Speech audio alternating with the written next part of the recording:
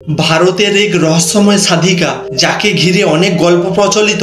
বলা হয় তিনি ভারতের অন্যতম সুন্দরী অঘরী মাতা, যার কাছে বিরল তন্ত্রবিদ্যা ও অলৌকিক শক্তি রয়েছে। কিন্তু কিভাবে তিনি এই পথে এলেন, কোথায় তার আশ্রম, কিভাবে ভক্তরা তাকে দর্শন করতে পারবেন, আজকের এই ভিডিওতে সব প্রশ্নের উত্তর জানবেন। চঞ্চলাদ মাতা মাত্র 7 বছর বয়সে সংসার ত্যাগ করে কঠোর তপস্যায় লিপ্ত হন। বছরের পর বছর ধ্যানের মাধ্যমে তিনি আশ্চর্য ক্ষমতা অর্জন করেন। তবে তার নাম আলোচনায় আসে যখন তার বিরুদ্ধে এক সঙ্গীকে অদৃশ্য করার অভিযোগ ওঠে। মাতার 11 ফুট দীর্ঘ জটা, যা তিনি শ্মশানের ছাই দিয়ে ধুয়ে নেন। বলা হয় তিনি আগুন ছাড়াই যজ্ঞের হোম জ্বালাতে পারেন। তিনি হাওয়ায় লেবু ভাসাতে সক্ষম বলে অনেকের বিশ্বাস। তিনি মা কালী ও মহাদেবের একনিষ্ঠ সাধিকা।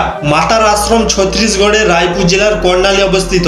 সকাল 4টে থেকে দুপুর 1টা পর্যন্ত এবং বিকেল 4টে থেকে রাত 10টা পর্যন্ত মন্দির খোলা থাকে। তবে মাতার দর্শন পেতে হলে শুধুমাত্র শনিবারেই যেতে হবে। তিনি কোনো টাকা বা উপহার গ্রহণ করেন না, তবে ভক্তরা ইচ্ছে মতো দান করতে পারেন। আপনার মতামত কি? চঞ্চলনাদ অঘরী মাতা কি সত্যি অলৌকিক শক্তির অধিকারী, নাকি এটি শুধুমাত্র লোককথা? আপনার মতামত কমেন্ট করুন। ভিডিও ভালো লাগলে লাইক দিন, চ্যানেলটি সাবস্ক্রাইব করুন।